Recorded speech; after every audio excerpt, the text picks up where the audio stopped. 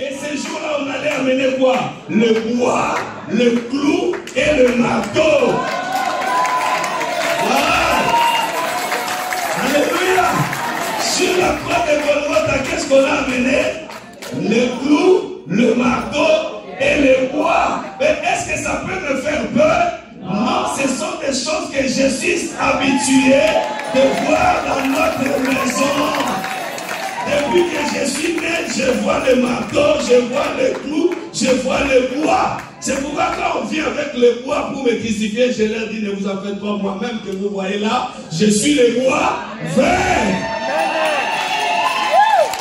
Je n'ai pas peur des clous. Alléluia. C'est là où j'ai dit aux enfants de Dieu que la vie chrétienne n'est pas une vie de facilité.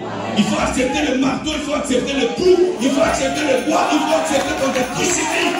Il faut accepter les raccourcis au Macamou. Il faut accepter qu'on dise des choses contre toi. Il faut accepter le clou, il faut accepter le marteau. Acceptez cela. C'est ça la vie chrétienne. S'il n'y a pas de clou, pas de marteau, pas de bois, tu ne seras jamais élevé. Sur la montagne de la transfiguration, Jésus n'est pas élevé. Il a les vêtements éclatants, il a la beauté, mais il n'est pas élevé. Mais sur la montagne de Golgotha, après le bois, après le clou, après le marteau, la Bible nous dit, il lui a été donné le nom qui est au-dessus de tous les noms. Alléluia. Laisse qu'on te combatte. Laisse qu'on dise des choses contre toi. À la fin de tout cela, le Seigneur va t'élever.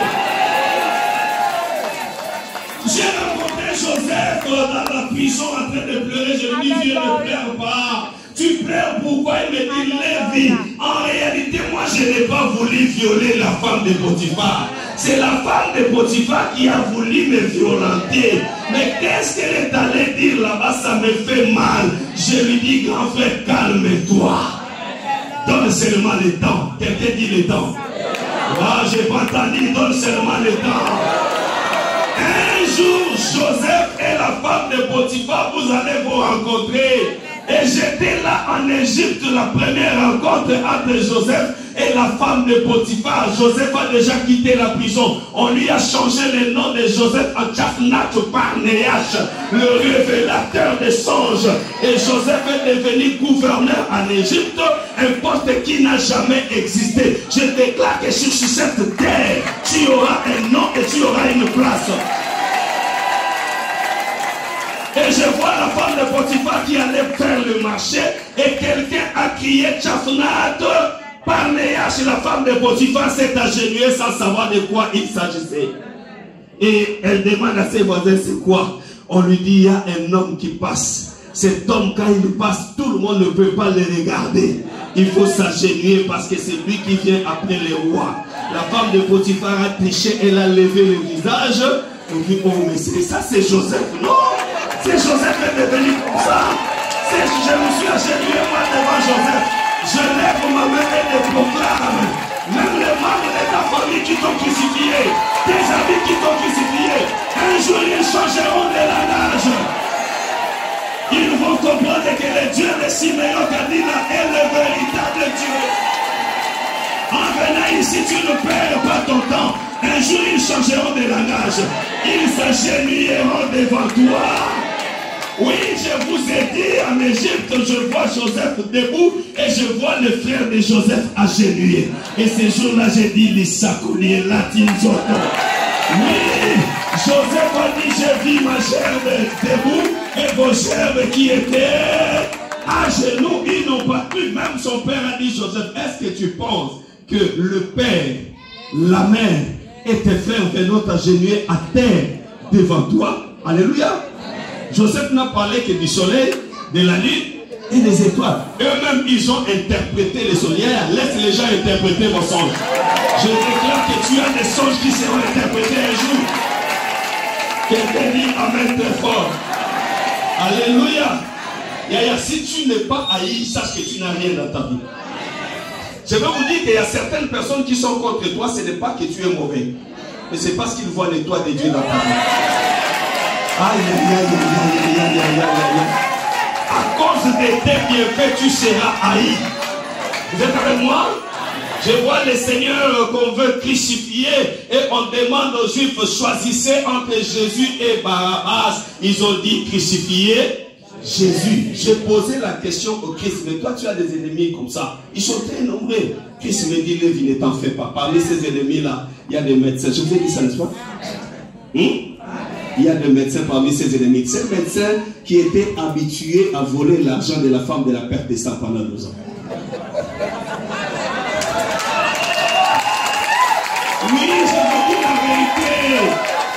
Oui, je connais un médecin de Jérusalem. En allant au travail, il avait une dette avec son bailleur.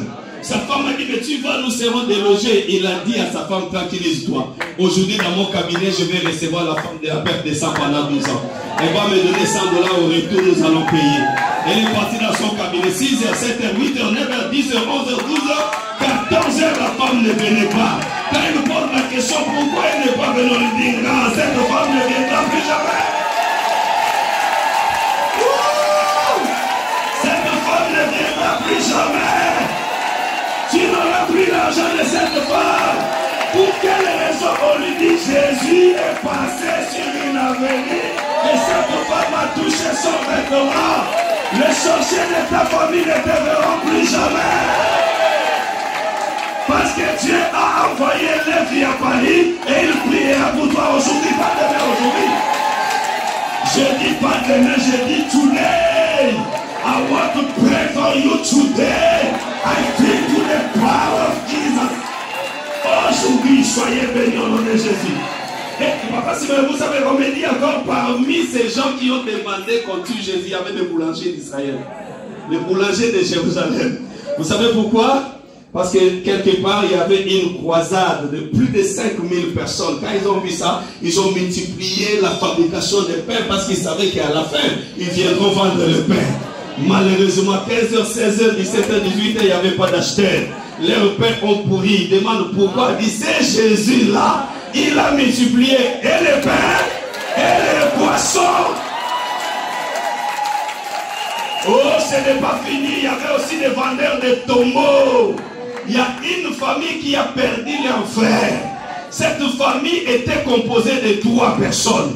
De Lazare, de Marie et de Marthe. Selon les noms dits des Écritures, parce que tout n'est pas écrit, en réalité dans cette famille, le papa et la maman étaient déjà morts. Il n'y avait que 3 enfants. La mort revient encore dans cette famille. Comme j'ai tué le papa, j'ai tué la maman, et maintenant je vais tuer leur frère. D'ailleurs, je vous dis, si on a tué dans votre famille, toi, on ne te tuera pas.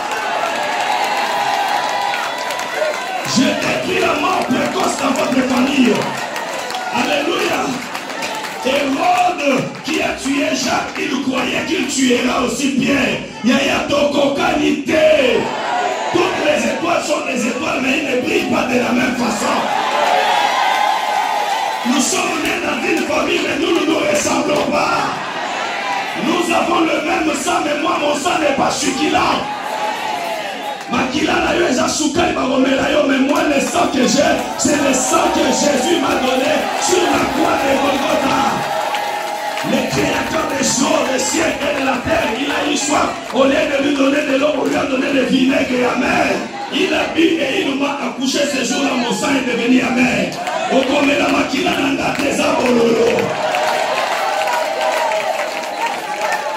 Est-ce que je parle à quelqu'un ce soir? Waouh, je parle à quelqu'un ce soir. Makila nana okomelano. Ezabololo. Soki omela ya famille yanga osuki. J'ai dit aux enfants de Dieu, naître dans une famille pauvre n'est pas une malédiction, c'est une bénédiction. Parce que la malédiction de ta famille s'arrêtera en toi. C'est toi qui arrêtera la pauvreté de ta famille. Nous passons la voiture, nous passons la voiture.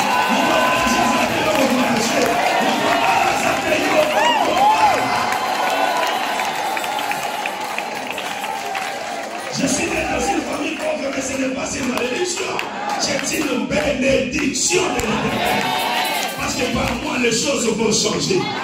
Les vendeurs de tombeaux ont dit crucifier ce cet homme. Si vous ne le crucifiez pas, nous allons nous appauvrir. Je dis à Jésus, mais quel problème tu as avec le vendeur de tombeaux? Jésus dit, va demander à Marthe. Marthe me dit, Lévi, quand mon frère est mort, nous sommes allés, nous avons acheté un tombeau à $500.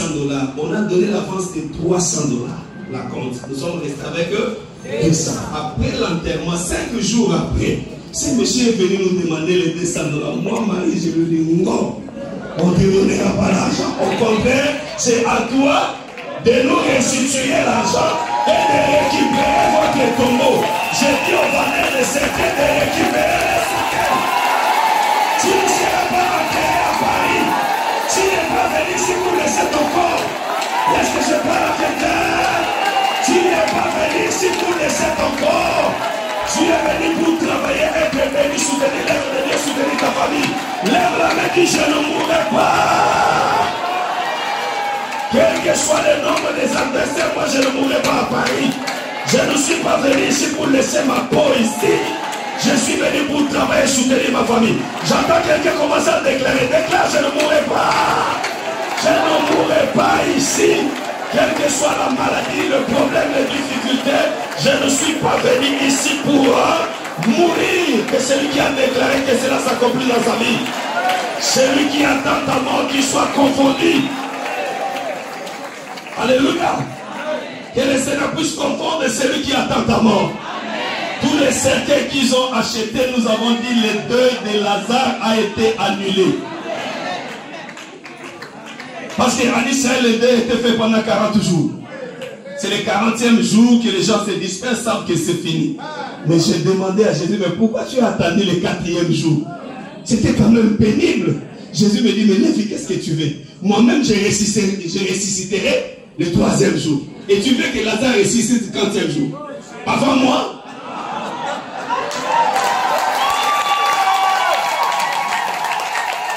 J'ai dit dans votre famille, il y a des gens qui ne seront pas bénis avant toi. Waouh, tu es là, tu seras d'abord béni. Waouh, waouh, waouh, waouh, waouh, waouh, waouh. Alléluia.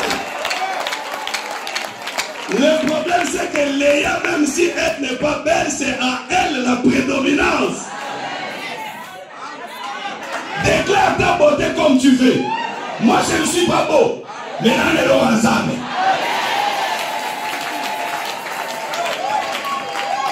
Déclare ta beauté, je suis une belle femme, gloire à Dieu. Nous acceptons ta beauté parce que tu es une créature merveilleuse de l'Éternel.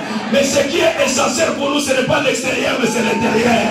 Ce qui fait l'homme, ce n'est pas l'extérieur, mais c'est l'intérieur. Tu peux être une belle femme qui te donne à tous les hommes de Paris. Ta beauté ne sert absolument rien du tout. Moi, je ne suis pas bon, mais je suis un homme de caractère. La force d'un homme, c'est son caractère. La force d'un serviteur de Dieu, c'est son caractère. Tu peux avoir l'onction, mais tu marques le caractère, tu es nul.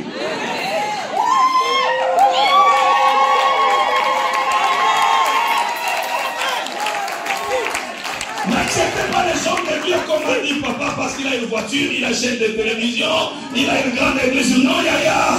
Les noms de Dieu, on n'accepte pas encore du matériel.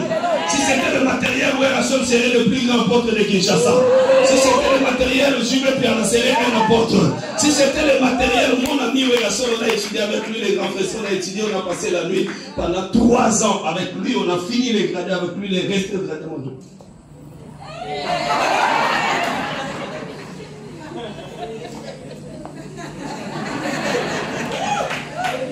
Fils de Bandal, né grandi à Bandal.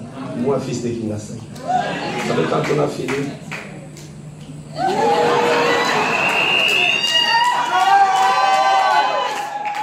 52%. Moi, de Kinshasa, il est 78%.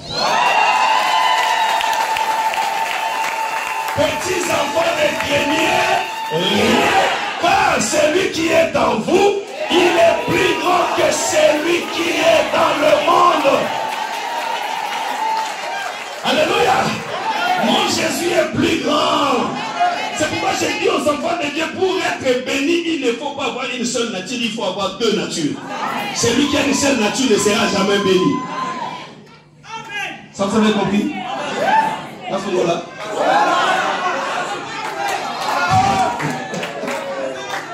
Jacob doit bénir un fils. Il doit lui donner toute sa force. Mais le fils que Jacob a béni, il a touché les corps. Il a senti l'odeur. C'était les corps et l'odeur d'Ésaü. Quand il va entendre la voix, ça sera la voix de Jacob. En réalité, ce n'est pas une personne, c'est combien? C'est là où je dis une parenthèse. Pour que quelqu'un devienne pasteur, il doit passer par ces 3 tests. Test de l'odeur, test des poils et test de la voix. Test de l'odeur, quel est ton témoignage? On te connaît avec 10 femmes, tu as déjà divorcé 2 fois, 4 fois, 5 fois. Test de l'odeur, tu as échoué. Tu as échoué. Premier test, tu as échoué. Tu as divorcé déjà 5 fois, 8 fois, tu as échoué. Test de l'odeur solo. L'odeur, c'est le témoignage. Vous savez, là où tu n'es pas encore arrivé, ton odeur peut arriver déjà. Là où tu n'es jamais arrivé, ton témoignage t'a précédé. Deuxième test, c'est le test de poids. Le poids, c'est la maturité. Quelqu'un qui n'a pas la maturité, qu'on ne lui donne pas une église à diriger. Sinon, il va faire la bestialité. La bestialité, n'est-ce pas? Quand un homme sort avec un animal, c'est la bestialité. Et les enfants des deux sont considérés comme des brebis. Là, je ferme la parenthèse. Troisième test, c'est le test de la parole. Il faut que quelqu'un soit mature, qu'il ait la parole pour diriger l'église. Il y a des miracles peuvent être là, mais si tu n'as pas la parole de Dieu, tu ne peux pas diriger l'église. L'enfant que Jacob a béni, il était Ésaü. Jacob, l'enfant qu'Isaac a béni, il était Ésaü. Jacob, en réalité, il avait combien de natures? 2 natures. C'est là où l'apôtre Paul dira, si je vis, ce n'est plus moi, mais c'est Christ qui vit moi. C'est-à-dire, quand vous me regardez, vous voyez Paul, mais au-delà de moi, c'est combien de natures? Mais dans les sépulcres, je le vis moi aussi. Quand Marie arrive au cimetière, à la tombe, il voit un homme devant la tombe. Il l'a appelé jardinier. C'est comme ça, n'est-ce pas? Jardinier, où as-tu mis mon Seigneur? Parce que quand il a regardé, cet homme avait l'apparence d'un jardinier. Et quand cet homme l'a appelé Marie, Marie s'est agenouillée et elle a dit mon Seigneur. C'est-à-dire que l'apparence était l'apparence d'un jardinier, mais la voix était la voix du Seigneur. Est-ce qu'il est jardinier? Oui, parce qu'au commencement, il créa un jardin à Éden.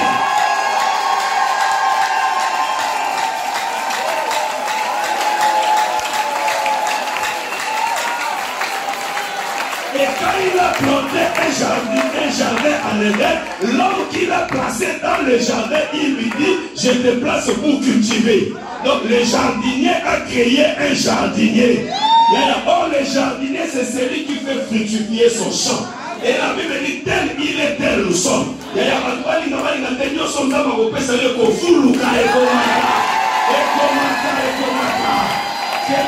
multiplie ce que tu as. Si tu as une parcelle, que Dieu te donne la deuxième parcelle, la troisième parcelle, la quatrième parcelle. Si tu as un enfant, que Dieu te donne le deuxième enfant. Si tu as un véhicule, que Dieu te donne le deuxième. Parce que Dieu, c'est le Dieu de multiplication. Lève la main de la multiplication. In the name of Jesus. Multiplication, notre Dieu est un jardinier, il ne fait que multiplier. Soyez bénis au nom de Jésus. Je déclare la multiplication dans cette ville. L'église oracle éternel doit se multiplier. Aujourd'hui, vous êtes des locataires, demain vous serez des propriétaires. Si vous croyez que l'homme qui parle, c'est la porte de l'église oracle éternel, je lève ma main et je déclare la fin d'être locataire dans l'église oracle éternel. Vous achèterez une salle pour cette église. Et après avoir acheté une salle, l'éternel vous donnera des maisons dans ce pays. Celui qui dit amen que cela s'accomplisse. Tout celui qui va contribuer à l'achat de la salle, tu n'as jamais pensé acheter une maison, mais Dieu te donnera une maison. Celui qui est avec moi, il dit amen. Si tu crois, lève la main, dis je crois. J'ai dit aux parents, le plus péché qu'un parent peut commettre, c'est de mourir et de laisser ses enfants locataires. Beaucoup de familles ne vont pas locataire. Ça, je t'interdis. Je te parle avec autorité parce que je suis la porte de la communauté. Vous avez la mienne d'avoir le Père. Je t'interdis de mourir locataire. Même au pays, même en France. La Bible dit tout bien que fouler dans la plante de ton pied, je vais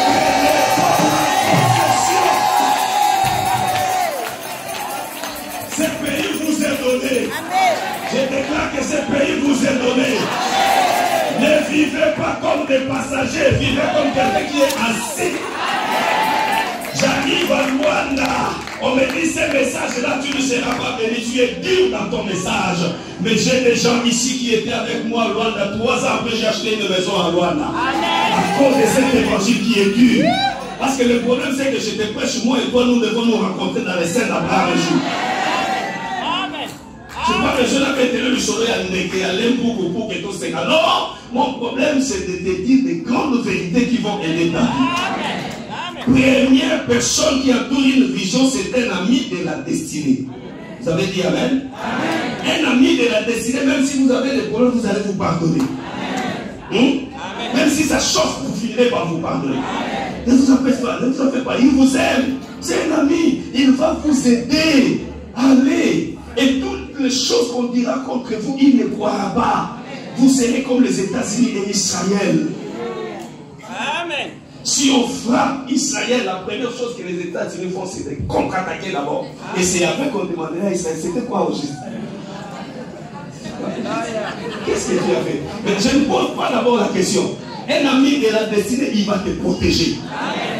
Si le mari que tu as, c'est un ami de la destinée, il va te protéger contre sa famille et contre tous les hommes, toutes les femmes qui seront contre toi. Quelqu'un dit amen? J'allais parler des signes de l'amour, quelqu'un qui t'aime. En réalité, il y a des signes qui ne se cachent pas. Il y a le regard. Le regard, quand on se regarde, toutes les femmes savent que ces regards-là, c'est comme les déjà tombé. Deuxièmement, même si tu ne le dis pas, mais la femme sait que non, c'est un regard-là, non. C'est un regard mythique, c'est dans la mythologie grecque et égyptienne. Deuxièmement, c'est les données. Quand on aime, on fait quoi? Car Dieu a tant aimé le monde qu'il a donné. Celui qui aime, il fait quoi? Troisièmement, c'est le soutien. Quand quelqu'un t'aime, il te soutient. Même dans le malheur, même si tu commets une erreur, il te soutient. Il sait que tu es un homme, il peut arriver, que tu commets une erreur, tu as encore la nature pécheresse, tu as la nature humaine. Il te soutient dans tes faiblesses. Je ferme cette parenthèse. Deuxième catégorie de personnes dans la destinée, ce sont les amis de la saison. J'ai dit quoi? Ils ne sont pas les amis de la destinée, mais ils sont les amis de la saison. On s'est connus, on a marché ensemble, mais il arrivait à un moment donné, il me quittera. Je ne pleure pas parce qu'il n'était pas ami de la destinée. Il était ami pendant une certaine saison. Il va partir, qu'il parte. Je ne vais pas pleurer. Il était ami de la saison. Parce que peut-être pendant une saison où j'avais la gloire, j'avais l'argent, il était avec moi. Quand j'ai connu les problèmes, il fera quoi? Il va partir. Les amis de la saison seront là. Ils ne vont pas continuer avec vous. Peut-être qu'ils avaient les intérêts, ils n'ont pas trouvé ces intérêts. Là, ils ne vont pas partir. Si je dis à quelqu'un, si un frère et une soeur t'a amené dans cette église ici et qu'il sort de cette église, il veut te prendre pour t'amener. C'est une tabanayoti.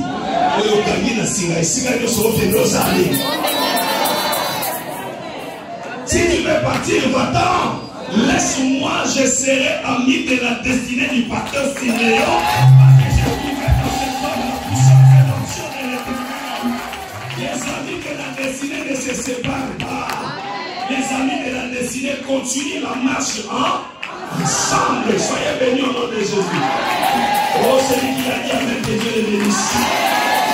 Mais sachez qu'il y aura aussi les ennemis de la destinée.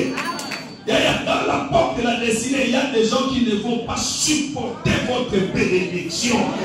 Les ennemis de la destinée, nous vivons avec eux, nous marchons avec eux, nous grandissons avec eux, nous sommes avec eux, nous vivons avec eux peut-être dans une maison, mais ils ne supportent pas ma bénédiction. C'est un ennemi de la destinée. Il n'y a pas de problème, je sais que tout ce qu'il fera contre moi, l'Éternel va me protéger. Surtout les personnes à qui tu n'as jamais fait du mal. S'il est un ennemi qui se cache et qu'il faut voir des coups contre toi, ne t'en fais pas. L'Éternel est en train de voir ce qu'il ne peut pas faire. Et il finira par te défendre. L'Éternel dit que les ennemis de ma destinée échouent. Que les ennemis de ma destinée échouent, bien aimé dans le Seigneur. Parce que l'Éternel est avec moi et il me protégera. Quelqu'un dit Amen. Il y a aussi une catégorie de gens que j'appelle les aveugles de la destinée. Les aveugles de la destinée, ils sont avec toi.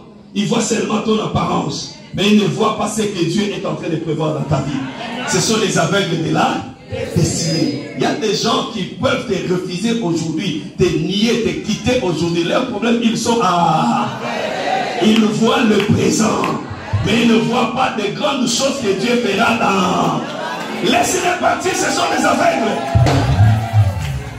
Ce sont des aveugles, laissez les aveugles partir. Alors que ma Bible, je ne sais pas vos Bibles, mais ma Bible me dit que quand un aveugle conduit, un autre aveugle, les deux tomberont dans les trous. Il n'y a pas de problème. Mais un jour, quand l'Éternel te lèvera, vous allez vous rencontrer sur les rues de Paris. 20e arrondissement, moi je ne sais pas. Ce jour-là, il va commencer à dire, mais cette femme c'est mon ex. Cette femme c'est mon ex. Les aveugles de la destinée, laissez-les partir. Quelqu'un peut dire amen très fort. Sur le chemin de la destinée, il y a des contraintes. Les contraintes sur le chemin de la destinée. Il y a des problèmes que tu vas rencontrer. Nous sommes dans le livre des Actes, chapitre 27, on ne va pas lire. Nous lirons seulement Genèse 1er, Acte 27, 4, 13, 14. Acte, chapitre 27, verset 4, verset 13, verset 14. Paul est en train d'effectuer un voyage vers l'Italie. Mais sur le chemin de sa destinée, il a rencontré beaucoup de problèmes. Je citerai quelques problèmes.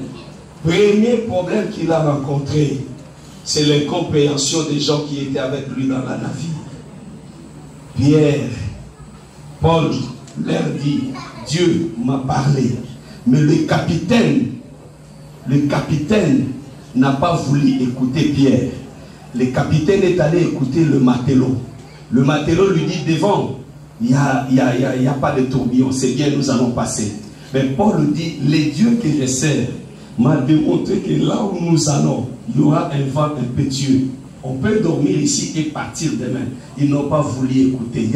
J'ai dit aux enfants de Dieu, quand l'homme de Dieu te parle, écoute. Il y a des choses que tu ne comprends pas aujourd'hui, que Dieu a expliqué à l'homme de Dieu. Ne discutez pas avec l'homme de Dieu. Papa, ne considère jamais l'homme de Dieu comme ton ami.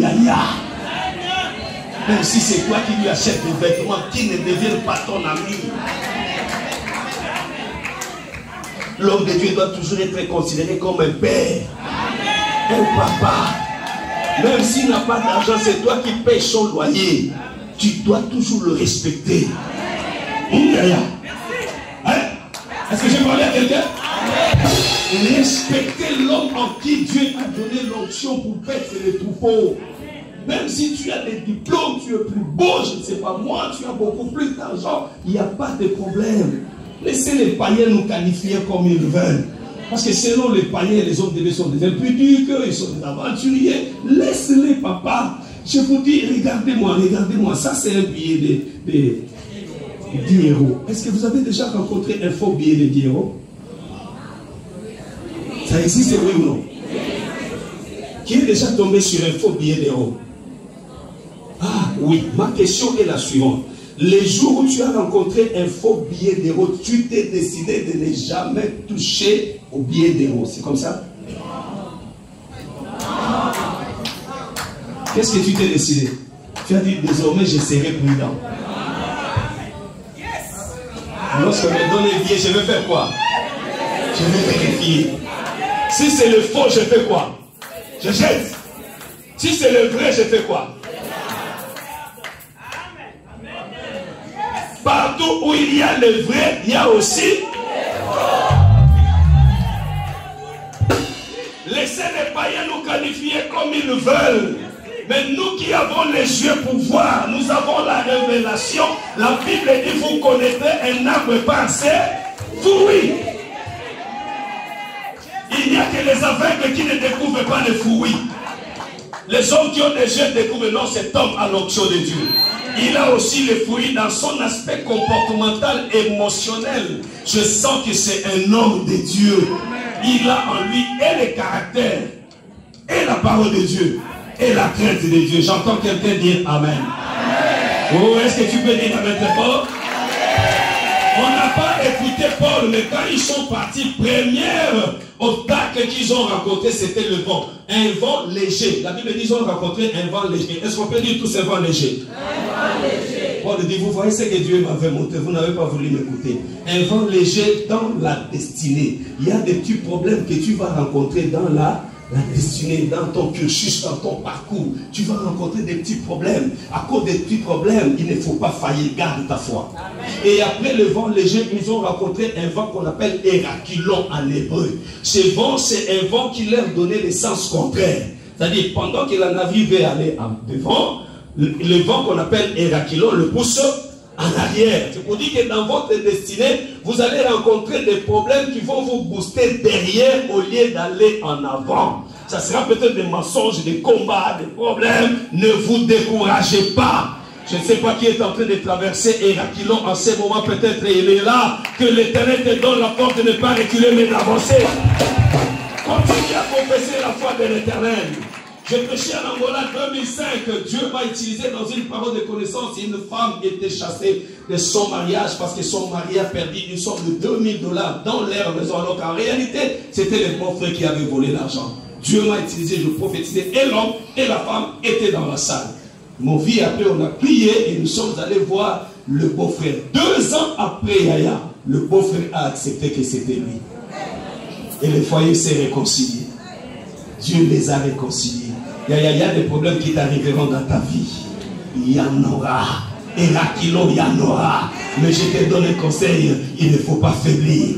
3e obstacle, Paul arrive dans l'île appelée Malte. Quand il va ramasser la broussaille, c'est la vipère qui sort. 3e obstacle sur le chemin, c'est la vipère. La vipère donne la mort, mais Paul a secoué seulement la main. La vipère est tombée dans le feu. Oh, le secouement de la main, c'est la prière, c'est la retraite, c'est le jeûne, c'est le séminaire, c'est le soutien de l'œuvre de Dieu. À tout moment que je gêne, j'ai secoué ma main. Les vipères sont tombées. À tout moment que je gêne, j'ai prié. J'ai secoué ma main. À tout moment que je donne l'argent à Dieu, j'ai secoué ma main. Je déclare que toutes les vipères qui sont déjà attachées à vos corps tombent au nom de Jésus. Celui qui dit Amen, que cela s'accomplit dans sa vie. Alléluia. Ce sont des contraintes et nous finissons par la victoire sur nos puissances qui occupent certains terrains dans votre vie. Il y a une porte de la destinée qui doit s'accomplir. Mais il y a des barrières, il y a des barricades que le diable a placées. Pour les cas de Pierre, en Actes chapitre 12, la Bible nous dit qu'il y avait 2 soldats à l'intérieur, 4 escouades de 4 soldats à l'extérieur, ainsi que des sentinelles à l'extérieur de la prison. Nous avons l'habitude de faire ces calculs, cette arithmétique. 4 escouades de 4 soldats, ça nous fait 16 soldats, plus les 2 soldats à l'intérieur, ça nous fait 18 soldats. Si nous prenons 2 ou 4 sentinelles, ça nous fait 22 personnes sont commis à la garde de Pierre pour que Pierre ne soit pas délivré, pour que Pierre ne quitte pas la prison. Mais la Bible dit quand la porte a été ouverte, Pierre est passé par la première escouade, 2e escouade, 3e, 4e, et il s'est retrouvé devant une porte en fer. Une porte difficile à foncer. Et la Bible nous dit que Pierre n'a rien fait. Dès qu'il a avancé, la porte s'est ouverte d'elle-même. Que toutes les portes en fer dans votre vie s'ouvrent d'elle-même. Celui qui dit Amen, que cela s'accomplisse dans sa vie. Nous terminons avec Genèse chapitre 1er. Donnez-moi Genèse chapitre 1er, nous allons rapidement, on va finir par là. Genèse chapitre 1er. Verset 1, et nous descendons. Genèse 1er. La Bible nous dit, au commencement, Dieu créa les cieux et la terre. La terre était forme et vide. En hébreu, on parle de tohi boi. Tohi boi, c'est-à-dire, À l'origine, la terre n'avait pas de forme. Les tohu bohu, c'est-à-dire il y avait un désordre, il y avait des choses entremêlées, il y avait le tout, il n'y avait pas de beauté. Au commencement, c'était comme ça. Quelqu'un dit Amen. Et encore, la Bible dit, il y avait des ténèbres à la surface de l'abîme et l'Esprit de Dieu s'est mouvait. C'est-à-dire, Dieu dormait au-dessus des eaux. Vous voyez ça? L'Esprit de Dieu n'avait pas une habitation. Quand on parle de l'Esprit de Dieu, on parle de Dieu. L'Esprit de Dieu habitait au-dessus des eaux. C'était ça le commencement. Dieu va demander à Moïse de construire un tabernacle. À Salomon de construire un temple, il viendra habiter. Mais au commencement, Dieu habitait au-dessus des eaux. La vie de l'homme commence comme ça, avec des difficultés. Tu n'es pas arrivé en Europe automatiquement, tu as une maison, tu as une voiture. Ta vie à l'origine doit être informe et vide. C'est alors que tu prieras pour que Dieu te fasse entrer dans ta destinée. J'ai dit à nos jeunes sœurs de l'église au Roi de l'Éternel, ne cherchez pas les maris parce qu'ils ont l'argent. Acceptez ces maris avec qui vous commencez la vie ensemble. Vous n'avez rien au début, vous êtes tohu, vous êtes vide, vous êtes informe et la bénédiction viendra dans votre destinée. Je croyais que quelqu'un allait dire Amen très fort. Alléluia. Et Dieu dit que la lumière soit. Et la lumière, et à la fin, Dieu sépara la lumière des ténèbres. Il trouva que la lumière était bonne, n'est-ce pas? Un bon pasteur, c'est celui qui sait séparer les bons enfants des mauvais enfants. On ne les laisse pas ensemble. Parce que la Bible nous dit que la mauvaise compagnie corrompt le bon mœurs. Dans l'église, nous avons des bons enfants, nous avons aussi des mauvais. Qu'on ne les mette pas ensemble. Ils finiront par infecter les autres. Tu veux aller créer une église, tu veux prendre les membres de l'église au Roi de l'Éternel, tu es mauvais. Tu risques de contaminer. Écoutez-moi, si vous prenez une orange pourrie, vous mettez dans 10 oranges de qualité. Vous croyez que 10 oranges de qualité vont contaminer l'orange pourrie pour que ça devienne de bonne qualité? Dieu ne se trompe pas. Il n'y a qu'une seule orange pourrie qui va faire quoi? Qui va contaminer les oranges de bonne qualité? On ne met pas ensemble ceux de bonne et de mauvaise qualité. Les enfants de bonne qualité, de beauté, on les protège. C'est comme ça que la mère de Moïse a dit, mon enfant est beau, il ne mourra pas. Quand j'entends le pasteur Siméon témoigner sur le pasteur Achille, j'ai dit, pasteur Achille ne doit pas mourir. Parce que son pasteur trouve qu'il est beau. C'est un beau pasteur. C'est un bon pasteur. Dès que je suis arrivé, il y a des choses qui me communiquent. Je dis, pasteur Siméon, regardez cet homme de Dieu. Travaillez avec lui. N'écoutez pas tout ce qu'on... Travaillez avec lui et qu'il soit béni. Que le Seigneur le bénisse dans toutes ses entreprises. Que sa femme, que ses enfants soient bénis. C'est des hommes pareils que nous avons besoin dans l'église. Nous n'avons pas besoin des hypocrites.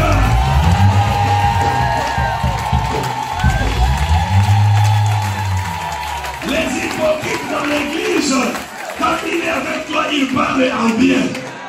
Quand il te donne le dos, il commence à parler en mal. D'ailleurs, qu'est-ce que vous croyez? En ce qui concerne la bénédiction sacerdotale, les hommes de Dieu seront bénis de la même façon que le pasteur Siméon. Je parle de la bénédiction sacerdotale. Je ne parle pas du matériel. Le pasteur Achille peut bien travailler ici et être béni dans l'entreprise où il travaille. Dieu peut lui donner la promotion, Dieu peut lui donner la grandeur. Ici, il ne prend pas l'argent, mais là où il travaille, Dieu l'élève. C'est comme ça que les choses fonctionnent. Oh, et ça, mets-toi, mets-toi. Mais quand le pasteur Achille commence à regarder le pasteur Siméon, cette ceinture-là, ça coûtait combien? C'est la dîme, cette perte de choses, tu ne seras pas même là, tu as perdu toute ta bénédiction. L'Éternel est béni que les hommes fidèles et les femmes fidèles. Soyez fidèles dans vos mariages. La Bible dit celui qui est fidèle dans des petites choses le sera aussi dans des grandes choses. Tu n'es même pas fidèle devant ta femme et tu seras fidèle devant plusieurs femmes comme ça. Amen. J'entends quelqu'un dire Amen très fort. Regardez, les eaux au commencement étaient là. Ça, c'est les eaux. Vous voyez?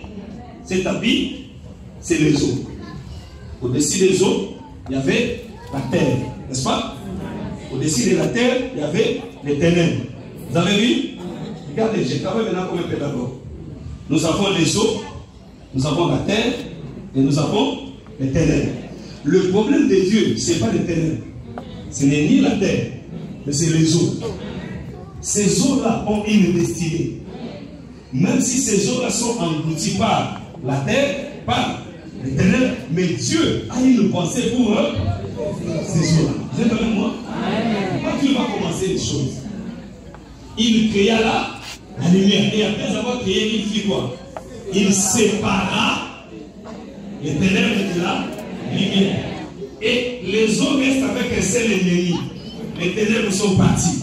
Quel ennemi est resté? Et la Bible dit, Dieu sépara la terre afin que les eaux fassent quoi? Les eaux paraissent. La terre s'est séparée et les eaux vont paraître. Les eaux qui étaient englouties à Tabakunayo. Un jour tu vas apparaître. Et ce qui est fantastique, c'est quoi? Quand les eaux apparaissent, Dieu commence à parler aux eaux. Il dit les eaux, produisez les animaux, produisez les poissons. Oh, moi je regarde les eaux, comment les eaux vont produire les poissons, comment les eaux vont produire les animaux, comme les requins, comme quoi encore? Hippopotame, quoi encore? Baleine, comme quoi encore? Les crocodiles. Dieu, au lieu de créer les crocodiles, au lieu de créer la baleine, au lieu de créer l'hippopotame, mais Dieu dit aux eaux, les eaux, produisez les hippopotames, produisez les baleines, produisez les poissons. Et j'ai vu instantanément, les poissons sont sortis, les hippopotames, les crocodiles. Ah, j'ai compris une chose. En réalité, dans les eaux, il y avait toutes ces richesses-là. Mais ça ne sortait pas. Pourquoi? Parce que les eaux étaient englouties. Aujourd'hui, je déclare que tu es libéré. Que tout ce qui était caché en toi sorte. Quelqu'un dit amen? Je vous dis les dimanches quoi? Moi, je suis administrateur dans un stade Tata Raphaël. Qu'est-ce que nous constatons, papa, au stade Tata Raphaël? Si vous voyez un terrain où les enfants sont habitués de jouer, vous voyez que le sol est sec. Les enfants jouent. Il suffit de donner 2 mois à ces sols-là. Personne ne passe là-bas. Et passer 2 mois après, qu'est-ce que vous allez constater? Les herbes vont pousser. Mais posez la question d'où viennent ces herbes-là. En réalité, sous la terre, ces herbes sont là. Mais comme la terre est combattue, c'est difficile de donner ce qu'elle a. Il suffit de lui laisser un peu de temps. Vous verrez, je lève ma main qu'on te laisse le temps à Paris. Tu as été beaucoup combattu. À partir d'aujourd'hui, on te laisse le temps. Tout ce qui était caché en toi, sort. Non. Moi, j'ai dit tout ce qui était caché à toi.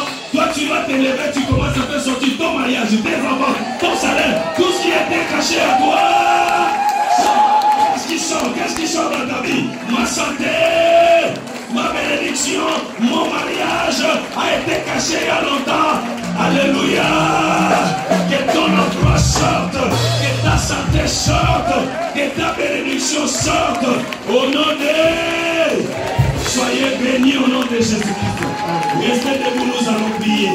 Que l'Éternel accomplisse ta destinée. Que la porte de ta destinée s'ouvre.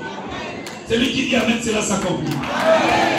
Ne vous en faites pas. Les dimanches, nous allons prier, nous allons déclencher l'onction de l'Éternel. Je ne veux pas que vous puissiez rentrer tardivement aujourd'hui. Levez seulement les mains. Dis Seigneur, toi tu connais ma destinée. Tu connais ma destinée. Que personne ne touche à ma destinée. Que personne ne touche à la destinée de mes enfants. Que personne ne touche à la destinée de mon mari. Est-ce que tu peux commencer à déclarer cela? Éternel, tu connais ma destinée, tu connais ma vie, tu connais mon avenir, tu connais ce que tu as prévu dans ma vie. Ne laisse personne toucher à ma destinée, ne laisse personne toucher à ma santé, ne laisse personne toucher à la destinée de mes enfants. Que ce que tu as prévu pour moi se réalise, que ce que tu as prévu dans ma vie arrive, que la destinée de l'Éternel arrive, Que la destinée du diable soit bloquée. Que la destinée de mes adversaires soit freinée. Que la destinée de mes ennemis soit freinée. Que tout ce que mes ennemis prévoient contre moi, que ce soit freiné. Je ferme la porte de la destinée satanique et j'ouvre la porte de la destinée divine. Et c'est là au nom de Jésus. Levez les mains, je vais prier pour vous. Merci éternel, merci Adonai. Thank you Jesus. Muito obrigado Santo Pai. Merci pour ta présence dans ces temples. J'ouvre maintenant une porte de la destinée qui était fermée. La destinée de ta fille. La destinée de ton fils. Que l'ennemi a fermé. Je l'ouvre maintenant. Que le blocage parte. Que les échecs partent. Que toute la maladie sorcellérique parte. Que les envoûtements de l'ennemi partent. Que la destinée de l'Éternel commence son parcours aujourd'hui. Que la prophétie de ta vie te localise. Que ce que Dieu a prévu pour toi commence aujourd'hui. Tu es une femme, Dieu t'a donné la matrice.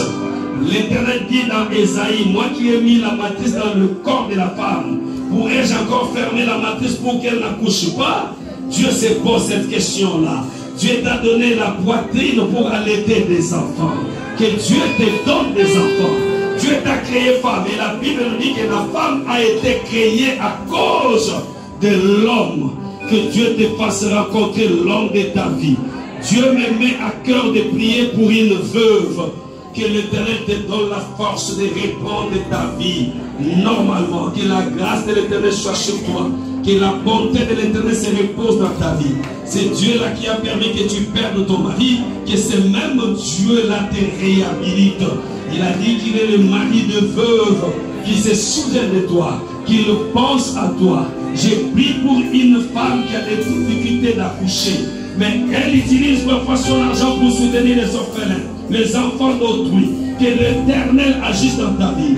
Que l'impossible devienne possible. Que le Dieu de Sarah, le Dieu de Rebecca agisse abondamment dans ta vie. Je prie pour quelqu'un qui est dépassé. Tu es dépassé. Tu ne sais sur quel ciel te fouer. Tu as tellement de problèmes dans ta vie. Je lève ma main et je déclare que celui qui nous a promis la paix, qui te donne cette paix. Cette paix que le monde ne donnera jamais. Que Dieu te donne cette paix-là. Reçois la paix de Jésus. Reçois la paix de Jésus. Reçois la paix de Jésus. J'ai prié pour cette personne-là qui a un problème dans sa poitrine. Le douleur dans ta poitrine. Que l'Éternel agisse. Il est le Dieu qui guérit de la tuberculose. Il est le Dieu qui guérit des maladies incurables. Qu'il agisse dans ta vie. Que dans ta destinée, Dieu n'a pas prévu des maladies. Que l'Éternel ôte toutes les maladies qui sont déjà entrées dans ton corps. Que la grâce de l'Éternel opère. Que la faveur de l'Éternel opère. Que c'est Dieu-là qui a guéri du diabète, qu'il te guérisse maintenant, qu'il agisse maintenant dans ta vie. Que tout celui qui a touché à ta destinée échoue. Recevez la puissance, recevez la grâce.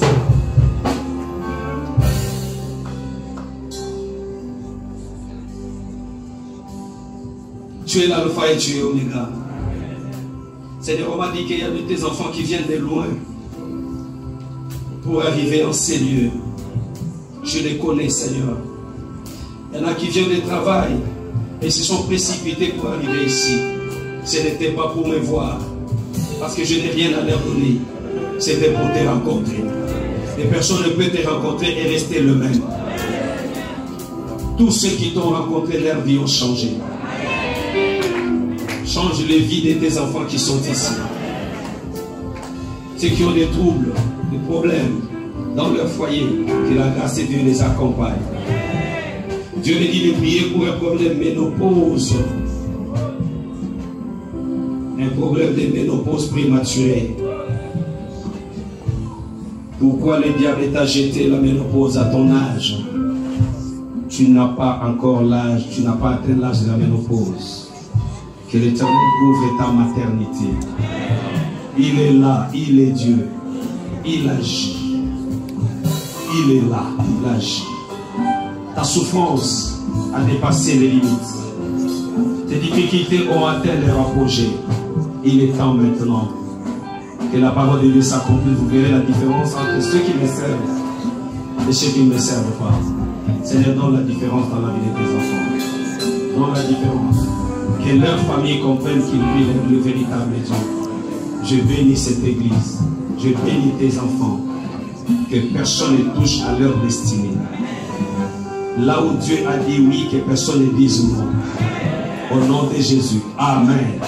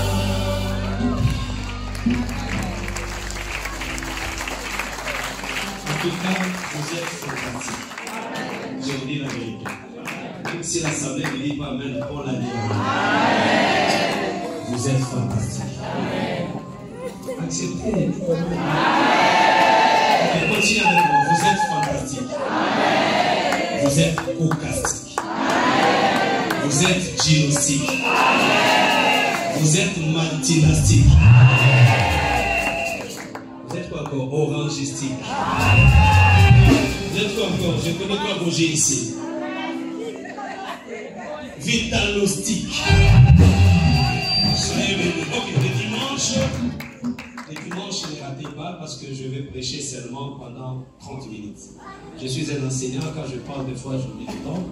C'est ça mon ministère. Pendant 30 minutes, je vous dis, j'ai 30 ans de ministère, parce que l'église Oracle aujourd'hui a 31 ans. 31. Et les jours où l'église Oracle a commencé, le pasteur Siméon était là. Donc il a maintenant 31 ans d'âge spirituel. Et vous, en Paris, vous fêtez 21 ans. Et l'année prochaine, moi, je vais fêter mes 30 ans de ministère. 30 ans de ministère. Un enfant de 30 ans, chez nous en Europe, et chez vous en Europe, j'allais dire chez nous, là, nous allons. C'est pas comme les gens qui regardent mon livre. Parce qu'à Kinshasa aussi, tu regardes comment on va chez nous en Europe. C'est chez nous à Kinshasa, un enfant de 30 ans peut rester chez les parents en France. Mais pas chez vous, n'est-ce pas? À 30 ans, un enfant doit déjà prendre son enfant. Donc, 30 ans de ministère, l'année prochaine, je vais fêter au mois de février. Et je suis décidé de ne plus diriger une église locale. Je resterai seulement apôtre, assillonnant toutes nos églises. Je donne des formations, j'enseigne et je passe. Soyez bénis. Le dimanche, ne ratez pas. Nous allons parler d'une porte financière et nous allons aussi parler de combat de la nuit, des songes et autres. Ça, c'est le programme qui m'a été donné par mon chef, le pasteur Achille. Amen. Oh, tu dis Amen, Dieu, mon chef. Amen. Et sinon, suspends le Dieu. Ici, il y a un seul chef. Jésus Lévi. Amen. Amen. Nous sommes une communauté. Je peux dire le dimanche, pasteur Siméon, tu n'es plus pasteur de l'église de Paris. Amen. Je peux le dire. Et si vous savez, chez nous en Afrique, quand un président appelle un capitaine major, automatiquement il devient major. C'est comme ça que ça se passe. Dans les dimanches, je peux dire, pasteur Siméon, tu n'es plus pasteur de l'église Oracle Paris. Vous savez où est-ce que je vais l'envoyer? En Ukraine. On va commencer l'église dans la ville de Kiev. Et ici, j'envoie un autre pasteur. Vous savez qui je vais envoyer? N'importe quel livre. Soyez bénis au nom de Jésus.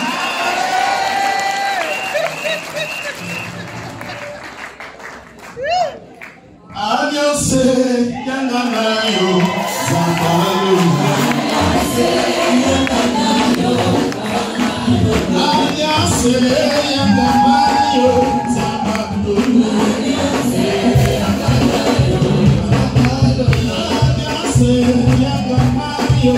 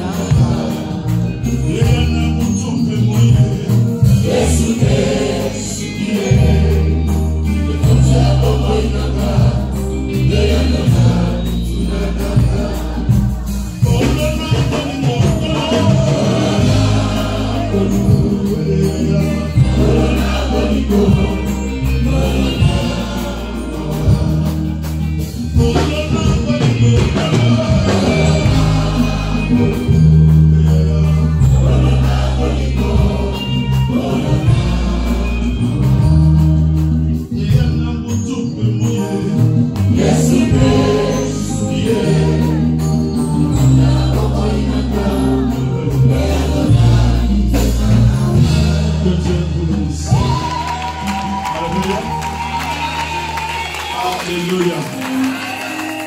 Bon, il y aurait une chose alors. C'est que l'apôtre vient de dire. On le laisse venir diriger cette parce que c'est dans le pays. Deuxièmement, c'est tellement possible. Le dimanche, c'est lui qui est son chemin. Tu es là, tu es la place et que tu